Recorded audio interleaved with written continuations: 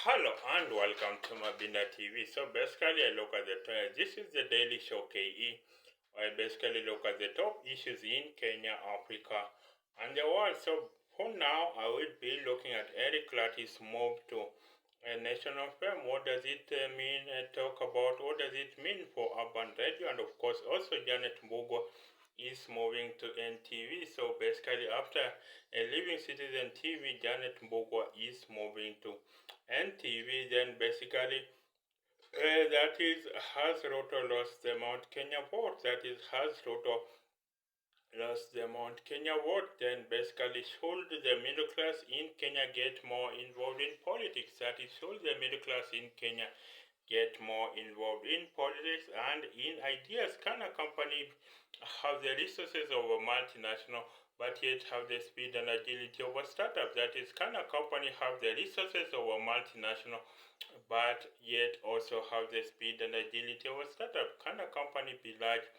but also agile? And then in global politics, what does the presidency of Trump mean for Africa and the world? What does the presidency of Trump mean for Africa and the world? So let's start with Eric Latiff. Eric Latiff is making the big move from Spice FM to Nation FM. So basically, what does this mean? What does this mean for I think for his career for urban radio? Remember, Eric Latiff pioneered talk radio in Kenya. Basically, I think we have had I think talk radio was successfully pioneered by Eric Latiff. Of course, he had his co-host, that is Do Oko and CT Muga. So basically, Eric Latiff is now going to moving to Nation FM. So basically, what is the future of urban radio? I think right now urban radio is facing a crisis because middle class Kenyans can access music. The one way to for the function of radio was to access music, but now you can live stream music. You can live stream music from your own. You can live stream music from that is from I think Spotify, from YouTube, or from Boomplay, and all these other social streaming platforms. But basically, then what does that mean? Then the urban radio has to differentiate itself. So how is urban radio going to differentiate itself? It has to be about issues. It has to be about and that is a talk radio. I think talk radio is the future of urban radio in Kenya. Talk radio is the future of urban radio in Kenya. So basically, right now, I think right now you could have. I don't think Space FM should have stopped at 10 a.m. They should have gone all the way to be a 24-hour programming of a talk radio. And I think Nation FM was the first station to try and pioneer talk radio, but then they had a couple of PhD graduates to be able to steer talk radio, but then they didn't do so well. Then of course you had urban radio dying. You had that Nation FM being closed between 2016 and 2021. You had Nation FM being closed. Basically, they did not execute the idea well. Remember, the trick is not just to have a great idea, but also to execute it well. But it is Spice FM that came to the limelight with 4 hours straight of talk radio. Just no music at all. Just talk throughout. Talk radio throughout, and that is how I think urban radio. That is Space FM changed the face of urban radio, and I think you had a lot of middle class Africans. This is good for middle class Kenyans because we have always complained that middle class Kenyans don't like engaging in the deep issues of the day. I've always complained that middle class Kenyans don't like engaging in the deep issues of the day, but that is not so. I think urban radio now faces a good future. Urban radio with talk show programming. Urban radio, of course, the likes of he will have to compete. That is Eric Latiff with the likes of Maina Kageni and Mwalim Kingangi.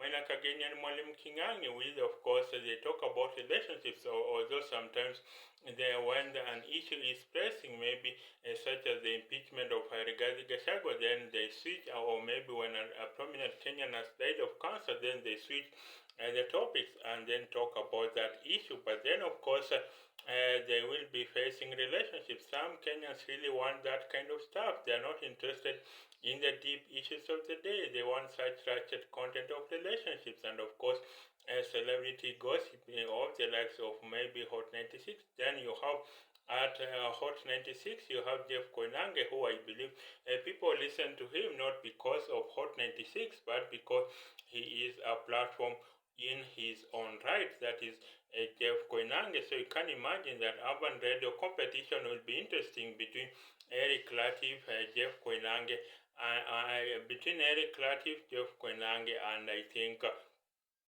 Jeff Koinange, and I think also Maina Kageni. Of course, you have Sheila Kwambox on Kiss 100, but Kiss has been having a slow death, of course, ever since Caroline Toko departed from Kiss 100. Then it has had a slow death, but of course, the thing is that maybe Kiss FM audience is more of between 18 to 30 years old, so basically maybe they are not so fixated on politics. They are not so fixated on politics. Maybe they want issues such as careers, maybe relationships, and just racket content for this age group. So basically, that will be the way for that is Kiss FM. So now Spice FM. Now, what kind of topics will they talk about? I think what Mandamano showed us was that this generation, we thought they were not interested in politics, but it appears they are really interested in politics. They want to know what is it about our lives. They want to straighten their lives. They want leaders that are accountable. They want politicians that are really glued to the Kenyan politicians that solve our deepest challenges. So they are not just about entertainment, because for a long time I had thought that we had lost these Gen Zs. I thought that maybe the Gen Zs were just entertainment and ratchet content, but that is not the case. These people actually want to be involved in the deep issues of the day, and that's why you have a lot of them. Basically, you have a lot of these folks. They are into they showed us with the Gen Z Mandamano that they can protest, they can demonstrate so that they have a better managed country. And I think the media is often the fourth estate of democracy. If you don't know that, then you should take note of that the media is the fourth estate of democracy, and the media being the fourth estate of democracy, then it is about the media is about getting us to be interested in the top issues of the day after the other three tenets of democracy, that is judiciary, executive, and legislature, that is parliament, so the National Assembly. So basically the media is the fourth estate of democracy. So how will Eric Latiff, remember the former CEO of a national media group, Linus Gitahi, had said that the media now should move into insights, because we are choking in terms of information. We are choking in terms of information, and now what needs to be done is to the media to give us insights. Why not maybe have 8 columnists every day instead of the 2 that we have? No, why not have an opinion column on page 1 so that we can get the grind of the deep issues of the day as we go about our daily chores? Why not have, and I think the surprising thing is that it is the niche business and finance content that is racking up subscriptions. Look at Wall Street Journal. Wall Street Journal has a subscription content of subscribers of about 2 million, 3 million subscribers, basically providing business and finance high quality information. That is the Wall Street Journal, better than maybe the general reader newspaper, maybe the New York Times. Look at Los Angeles Times. It is shedding off a lot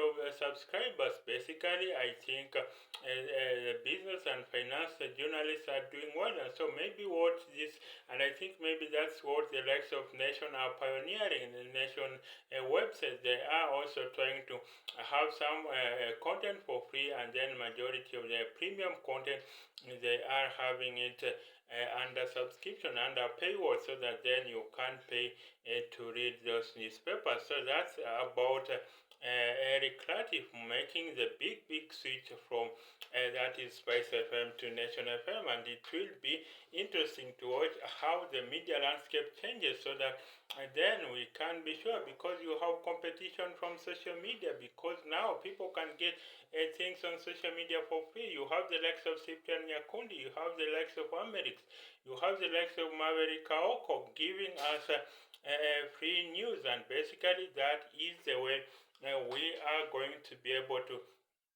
that is the way we are going to be able to access news in a long while. So basically you have those people giving us news for free. Now we need insight. So that's where now the payment, that's where the money comes in, that's where the payment comes in. Think about it. The reason why people like people engage in sex content about sex so much is not so much for that is its pleasure. It is simply because everyone has an opinion on sex, from the grade to dropout to the PhD doctorate, the high-flying PhD doctorate holder. They all have an opinion on sex, and there is nothing an editor loves more than engaging content. There is nothing an editor loves more than content that people, readers, the audience is engaging in, and maybe that's the future of urban radio. What sort of content can they come up with that the urban, the audience will engage with it so much? So I think it needs to be a mix of politics and, of course, some socio-economic issues. That's how I think the content. That's the content that a lot of middle class folks are going to engage in. And then, of course, basically the middle class had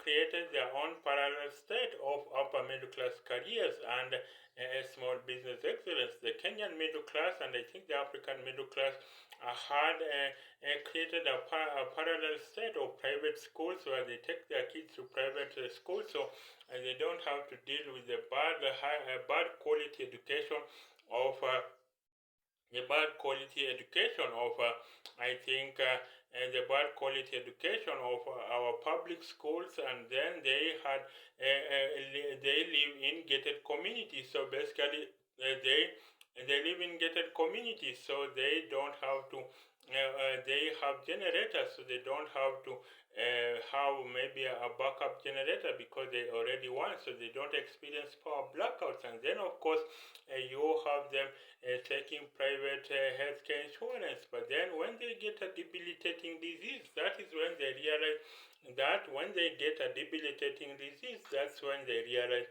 that after all we need a public health system that works. So that's why, and then the middle class gets to know that we need to be involved in the deep issues of the day. So then, of course, and that's how then the political process, I think, in Africa, in Kenya very much, is a pact between the super rich, who provide the funds, and the downtrodden poor, who act as the foot soldiers of the super rich. So the super rich provide the funds and then make the rules, and then the downtrodden poor enforce the decisions of the super rich. So you have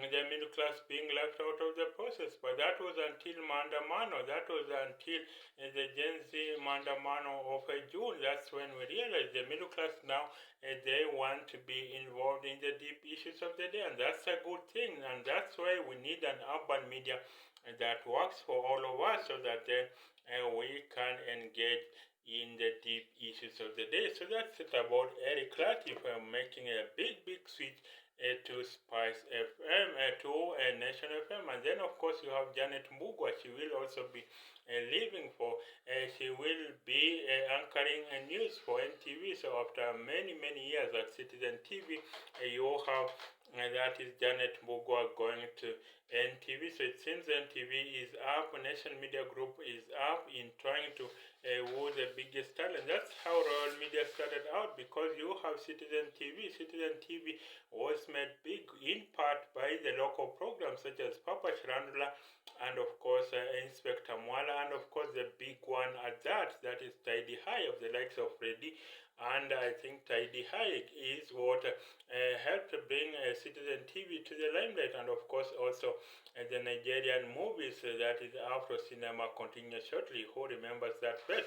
Afro Cinema continues shortly. So basically, it is going to be something that will be talking about, that is that is Janet Mbugua making the big switch to NTV. Of course, you had also someone who had said long without a TV career, that is in between careers. You had Betty Chalo from K24, leaving K24, and then of course staying outside for about 2 years, then coming back to TV 47. So Janet Mbugua, maybe she will have been the same material as that is Janet Mbugua will have been the same material as maybe let's say that is Victoria Rubadiri, who made the switch to CNN. Of course, she now anchors CNN.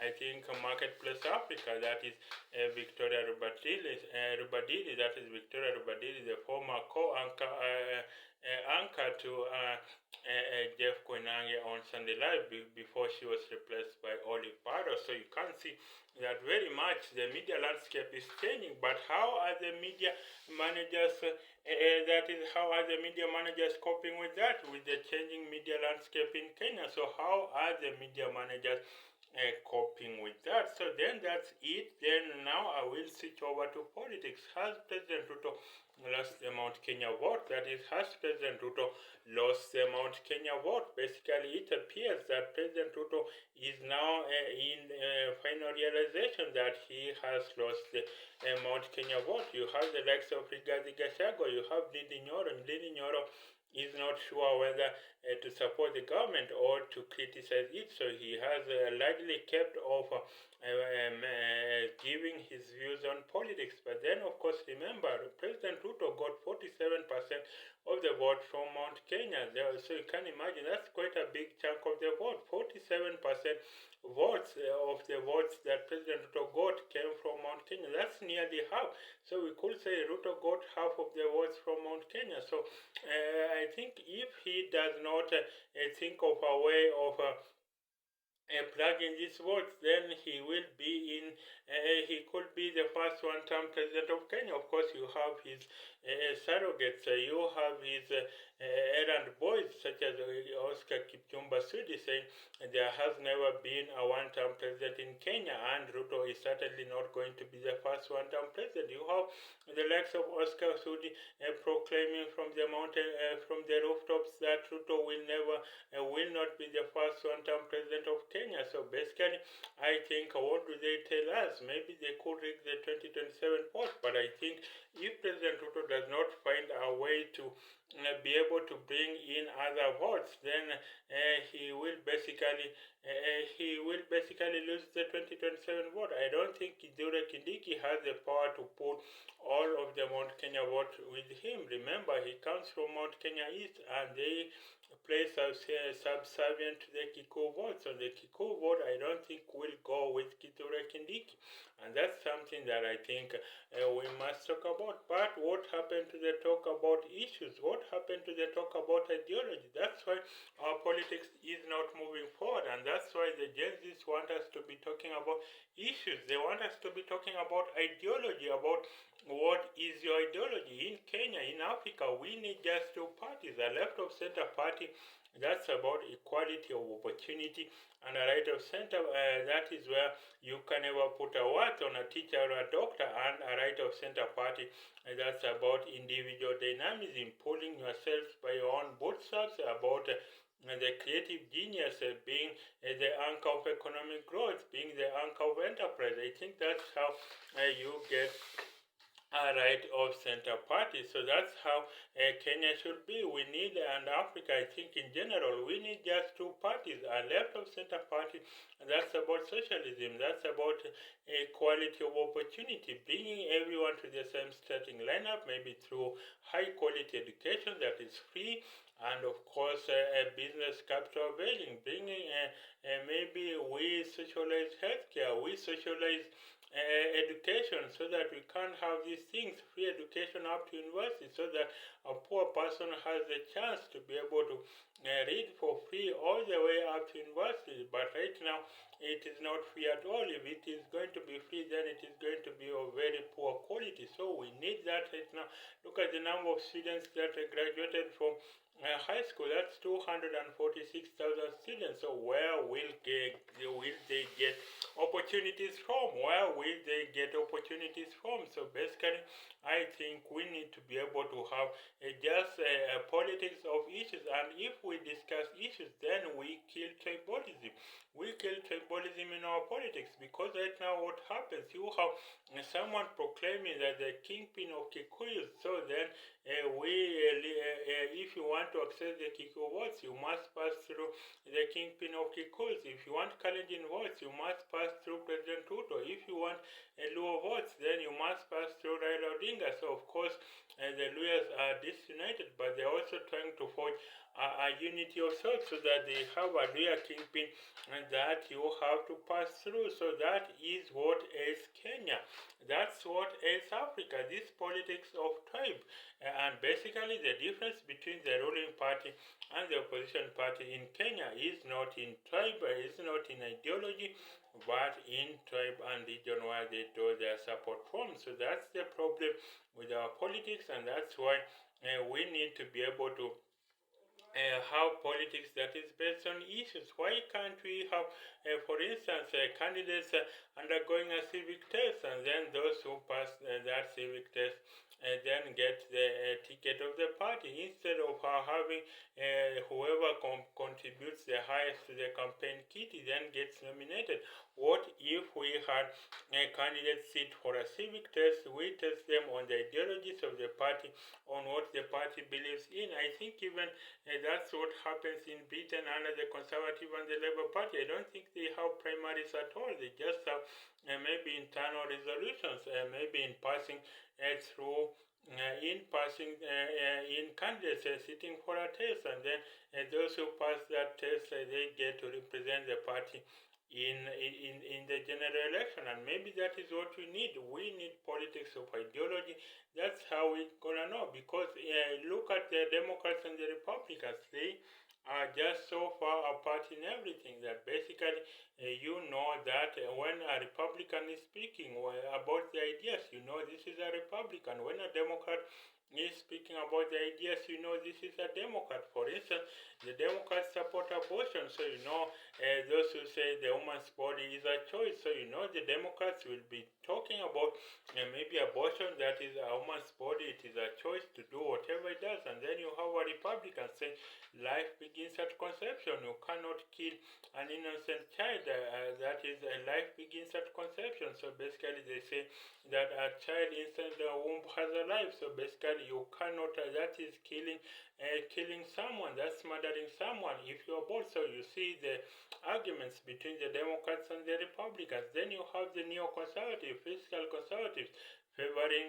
businesses to have less taxes on businesses. But then of course you have Democrats favoring government state intervention, collectivist economy, saying that basically government should be able to, that is big businesses must be taxed for services to be provided by the government. So basically you see how the Democrats and the Republicans differ in almost everything. So you can see how very much Democrats and Republicans differ. So that's about politics of ideology, and that's why in American politics it's so easy to fundraise for an election, because you know once you fundraise, once you articulate your issues, people know where you stand on each and every item to scale. Of course, you're not going to agree 100%, but at least they know for majority of policies where you stand on those things. Look at Donald Trump. They knew that basically Donald Trump maybe is ishy on abortion because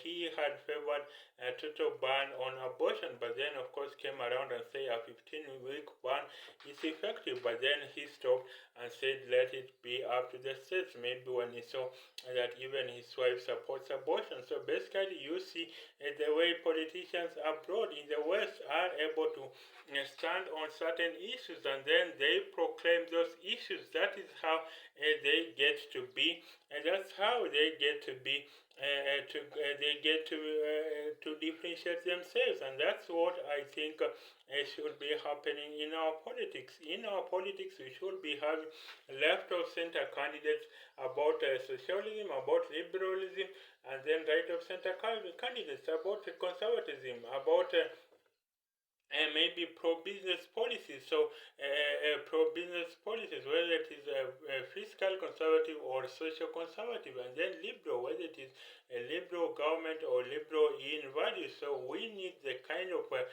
differentiating factors that can enable us to be able to know that we need politics of ideology. As I was saying, this is now the time for a Kalenjin to rule. How does it help even the poor Kalenjins? It doesn't help them at all. How does it help the Kalenjins? It doesn't help them at all. There are so many poor Kalenjins, even as Ruto is president. Look at President Moi. He was the MP for Baringo as well as president from Baringo for a whole 24 years. But Baringo still has famine issues, still has a drought issue, still has a crop failure issue, still has kids who cannot access schools because they are poor. So you see, a president coming from your region does not mean that you will certainly get the goodies of development. It is just a few elites who congregate around the president and then it is the time to eat. So basically I think we need to be able to know that this is not the time to be able, this is not the time. We need to know that this is not the time to have politics of tribe. Politics of tribe has killed African progressive people, and I think in Africa that is why we don't have politics that can nurture us, politics that can take us to the next stage. That's why the African miracle story is always a deferred dream. That's why the African miracle story is always a deferred dream. That is, and I think also you have to realize that African people that want to stand for elections in Africa, in Kenya, basically they are torn. Either they could be populist, either they could be populist, either they could be populist. So that means they they can emotionally connect to the citizenry, but then they don't have the economic means to be able to pull their people out of poverty. So that is one aspect. And then the other aspect, they could be technocrats, they could be system technocrats. That means they have the brains to solve all the issues that plague Africa. They have the brains to solve all the issues that plague Africa, but then they don't have emotional connection to the peasants, so they don't get elected, and the African miracle story becomes a deferred dream. Or third, this is the one that possesses everything. They have the opposite polarity personality. They have the economic mien or Wall Street power broker, so they have all the economic solutions to the east that plague Africa, and they also can emotionally connect to the peasants. So they treat the king and the peasants the same way. They treat the king, the princess, the president the same way as the vegetable seller in the market. But then, of course, they never reach the big stage. They are always assassinated. These are the candidates who are prime for assassination because they will destroy everyone, and basically that's how the African miracle story becomes a deferred dream. So you see how very much Africa growth story is always a deferred dream. So that's very much it. And then, of course, I will move over to what do you think about the Trump presidency for Africa? I don't think Africa will gain much from the Trump presidency. Africa, whether it's a Democratic or a Republican administration, basically is a footnote in American foreign policy. So we don't get to gain much from whichever person occupies the White House. Even during Obama, we didn't get much. It was only, I think, what Obama instituted was a continuation of AGOA. I think the continuation of the aid supply of AIDS drugs, and of course, it was also the continuation of the supply of AIDS drugs, and also the Mandela Washington Fellowship, which began under President that is Obama, which was about taking African potential leaders, taking them to American colleges and maybe teaching them the skills about leadership. But then under Donald Trump has very uncharacteristic terms about Africa. Trump really thinks Africa is a gone case. He thinks Africa is a basket case. That is Donald Trump. He thinks Africa is a basket case. So basically, he does not have a lot of nice things to say about Africa. That is Donald Trump. He has said African countries are shithole countries. When Obama was elected, President Trump said that he has not seen any country in the world that is led by a black person that is successful. So he has very uncharacteristic terms about black people in general. Of course, they like him as basically he is going to create a white power structure in America. He's going to recreate the white power structure in America. That is President Donald Trump. They like him because he, and I think one of the reasons, or even the main reason for the rise of Donald Trump was white anger backlash on how America elects a black president in Obama. So that was white anger backlash on how America elect a black president in Obama, and that is how Donald Trump rose to power. Of course, the other things, he is going to crack down hard on immigration, and he has started. But remember, he is not opposed to immigrants per se, but where they come from. So they want immigrants from nicer countries, maybe such as Norway, such as Sweden, from those nice European countries. Because remember, whereas America has been welcoming of immigrants from all over the world, whereas America has constantly been renewed by immigrants, but immigrants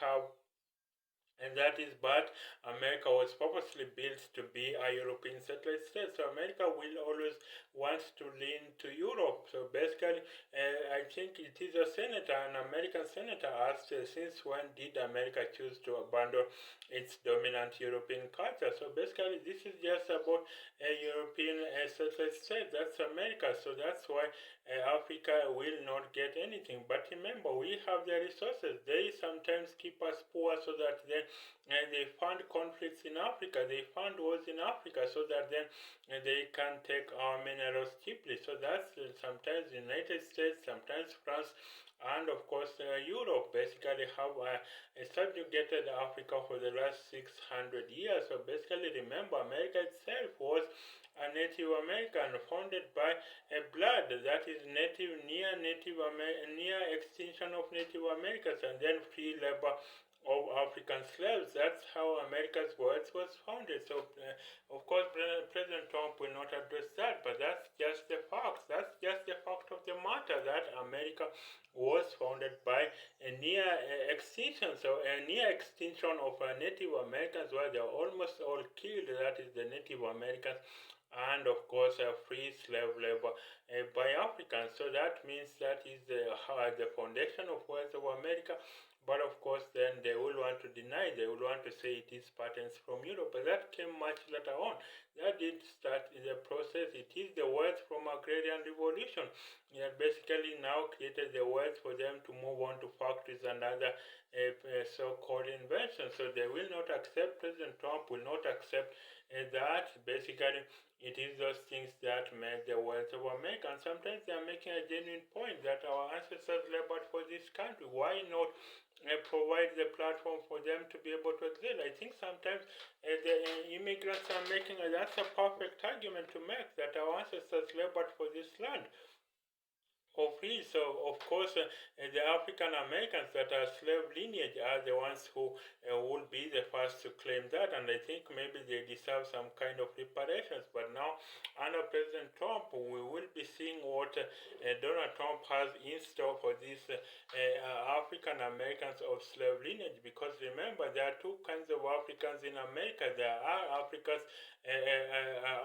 Americans descended from slavery who I think deserve what their forefathers worked hard for, and then there are Africans whose parents freely immigrated to America through their own volition, and maybe they get to enjoy, maybe they get to be preferential treatment under that is admission system in elite colleges such as Harvard. Of course, you have people saying that in fact that admissions quotas, admissions affirmative action, it was the immigrants from Africa that were benefiting more than generational African Americans, that those that were descended from Africa. So you can imagine, I think, right now, so then Donald Trump presidency, I don't think it is going to augur much for Africa.